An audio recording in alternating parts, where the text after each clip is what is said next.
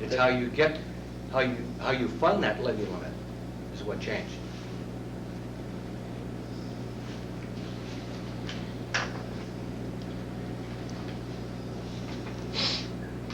Mr. Smith. I guess, George, irregardless of all that, when we went to town meeting in April, we raised and appropriated 20 million something. And that's what we raised and appropriated, and that was what was voted on. And I think the number was $20,350,000 or something. That was the number that was raised and appropriated, okay? And then, when we set the tax rate 2 weeks ago, we added another $165,000 of new growth money to that number somehow. That's the part that I'm uncomfortable with. How did we add the $165,000 to the money that was raised and appropriated to be spent at April town meeting? Okay, we didn't add it to the amount of money that was appropriated. We added it to the revenue that was coming in. That's what I mean. Yeah, it's the source of funding. Right, but what I'm saying is, how can we legally spend over and above what we raised and appropriated at the annual April town meeting? We didn't. The amount that was appropriated at town meeting didn't change. It was the revenue source that changed. How we were going to fund it is what's changed. And that was done through adjustments that the finance department made, which is allowed in the Department of Revenue.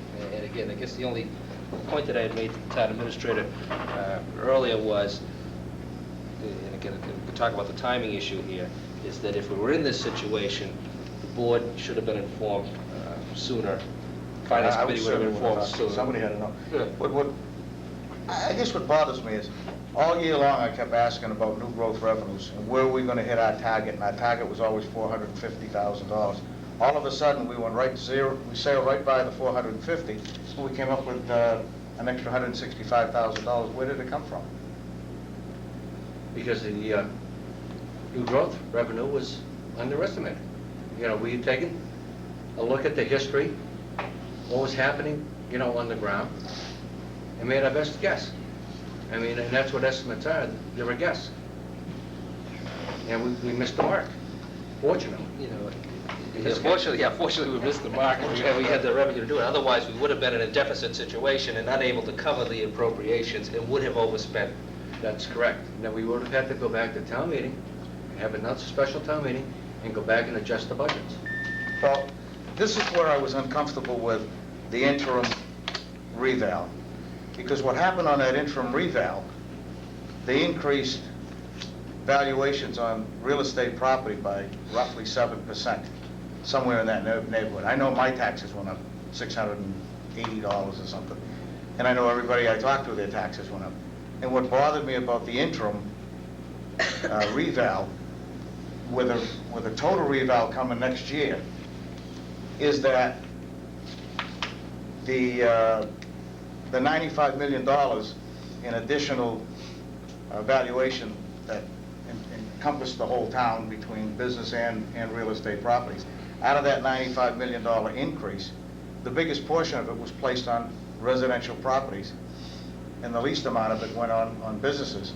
And that's when we're talking about tax classification. It's like tax classification in reverse.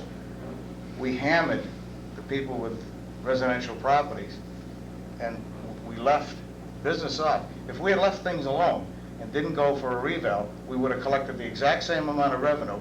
People's taxes wouldn't have gone up.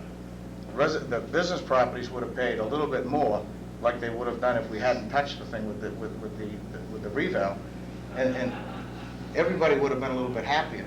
But unfortunately, they went for that interim reval, and they shifted the tax burden onto real estate properties, residential properties, away from businesses. And it made, to me, absolutely no sense when you're going to generate the same amount of revenue. So your new growth number is going to stay the same, whether you had an interim tax classification, an interim reval, or you didn't have an interim reval. The new growth number would have stayed the same, so you still would have had that 165. Is that correct? Yeah, that's correct. Right. And so by doing an interim reval, all we did is clock the people with residential properties and just increase the value of the town by $95 million. That doesn't necessarily talk to what we're talking about here. No, but what I'm driving at is, we did two things at the same time. We could have put the $165,000 in normal circumstances into free cash. Instead of free cash being certified at $550,000, it would have been $710,000. And we would have had that much more free cash to work with. And now I hear this week that the snow and ice budget's getting in trouble already, and we only got $130,000 in there, and if we overspend that, that comes off next year's levy limit, and it cuts down our operational budget. And so we're getting ourselves in financially into quite a mess, as far as I can see. And I was just uncomfortable with that whole thing, and as the chair has pointed out, I thought before we had to come to the tax classification meeting, if we had been briefed that this was all taking place and that all this thing had happened, this whole thing probably could have been taken care of before we went to an open meeting. And I just think the board should have been briefed on it a lot earlier than have to come back 2 weeks after we set the tax classification, have everybody explain why we had to do what, you know? Again, I'm not so I sure. can see what you did, and that's why I asked you that question at tax classification. Do you need the 165 to be able to pay your bills? And your answer was yes. And that's why I voted favorably on tax Right, that's what I say. I'm not so sure we would have come up with any other different solution. It's just a question. Well, the only of- other solution, if we had in fact put the 165,000 into free cash, the tax rate could have been 21 cents lower. But we would have had to go back and adjust the budgets and have a town special town meeting adjust the Absolutely. budgets down. Would have been another problem. Mr. Bagan? Well, yeah, and I think part of the problem that I see is that, what if we didn't have the windfall? You know, we would have had to go to town meeting and all of that. So obviously, you know, we don't make the same mistake twice, you know? You got that right. Yeah, you know, and we learned from the mistake, and the mistake isn't magnified because we had the additional growth, you know? So. Mr. Rowe, then Mr. Vino. I'm not sure I'm going to be able to understand this thing tonight. I've been looking through it all week and I still haven't understand it, but I do have a very big concern on the fact that when you read the memo, it states the result was that the town overspent the limits of Proposition 2.5. The townspeople go to town meeting, they go to the polls, they vote, and they vote on certain things. One of the things is they expect us to live within the limits of Proposition 2.5, and in this particular case, it looks like we did not do that. And it says the only other alternative would to call a special town meeting to reduce the fiscal 01 operating budget. And the town was halfway through the fiscal year, and it would have been difficult making adjustments. But I'm very concerned of the fact that this thing even, and I'm not saying that I know it was an error, but that with the computers, the thing that we have today, and the checks and balances that we should have in place, it shouldn't have happened. And I still feel in this situation here, although Mr. Younger, I believe, said it was perfectly legal what we did, it seems to me it's another bureaucratic way of taking advantage of the taxpayer. We've overspent the limits of Proposition 2.5. And people go to town meeting, and they go to the polls, and they vote, and they say, this is what we want, and that's what they expect to get. And in this particular case, they did not get it. And I'm very concerned about it. I guess, just let me say, we didn't overspend Prop 2.5 because the adjustments were made. Had we not made the adjustments, the other alternative would have been to go back to town meeting, make the adjustments within the appropriations that we had. What was done was the wishes of town meeting based upon the levels of appropriation that were made there were carried out by making these adjustments. Now, those were based upon revenue sources where there was an error made. So we did have, Mr. Bagan pointed out, a windfall to help cover that deficit, but we didn't overspend 2.5. We were still within the levy limit. We did not overspend. We dropped from Peter to pay Paul. Well, we did, yeah, you took it from your savings account, Yeah, which and we that's may the have point. done. If the revenue estimates were the same, town meeting may have appropriated the same amount of money in the same fashion, we just would have taken it from, free cash or increase new growth amounts or some other fashion, we would have covered it. It would have been covered.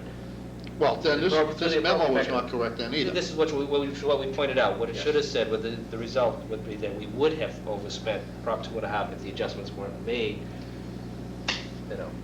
appropriate. So, yeah, there was a wording there. Mr. Vino? If I may, George, I just want to get this clear in my head. There was a meeting when you said there was a number and you wasn't sure of the number, the miscalculation, but you would find it. Is this it? That's it. That is it. And that was at the tax classification meeting? The initially posted one, right. Right. Right. And then at the next meeting, you did not have the number yet, correct? I think you had just come up with the number. had just come But up we with had not been informed as to what the number was and where the problem, so we weren't clear. Okay. The administration didn't make it. I was just trying to make it clear that I believe we got the information as soon as we could get it, when we knew what would happen. You did. And it was not held back, it was not delayed by anybody for any purposes. Nope. Thank you. Yeah. I just wanted that clear for the And in record. fact, I'll even state right here that I didn't find it. Our outside audit found it. Because I had done the original projection. Both revenue and the appropriations. And I made a mistake, and I just never picked up on it. You admitted that also, Mr. Yeah, Chairman. he said he said made a that mistake. evening that he made a mistake. Yeah. And that And we did get it as soon as, Mr. Hingston, you called Mr. Hingston in to get another set of fresh eyes to look at the numbers, and that's where That's when it came up. it came up. He said, here it is. And then George went, oh, yeah. Mr. Smith? Just one quick question, George. What was the difference between the gross and the net on that debt?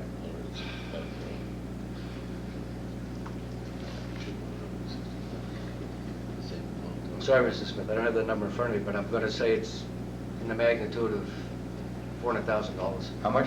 400,000. 400? So, I guess if it was 400 and we only plugged in 165, what happens with the other? Well, part of it came from taking another look at what estimated receipts were, like from building permits and motor vehicle excise and what had come in so far this year, and what we used originally as estimates. We were able to adjust those because it looked like we were going to be, the actual receipts were going to be over the estimates. So in other words, it wasn't only the new growth number of 165, it was also the added receipts that Yep. came in over and above what you anticipated? Mhm. So you could use those? Yep. Okay, so what you're saying is the number that you figured at town meeting was actually below? Yeah. Okay. And again, it's whatever the wishes of the board. I mean, it was done in order to balance the budget and keep the appropriations at the level the town meeting made. Again, the board always has the option to go back and make some other adjustments and call a special town meeting or a regular town meeting and then readjust your budgets for the rest of the year if you want to increase your rainy day savings account. And I'm not so sure, based upon the information we have, that we would have made any different decision. But, No, I think if we went to special town meeting, we would have transferred the money out of free cash anyway. That's all we could have Right, done. what So, I'm I mean, saying we're doing the is- same thing. Because I don't think that any of us sitting here feel as though we have a certain level of services that we want to compromise at this point by cutting the appropriations that were made at the April town meeting.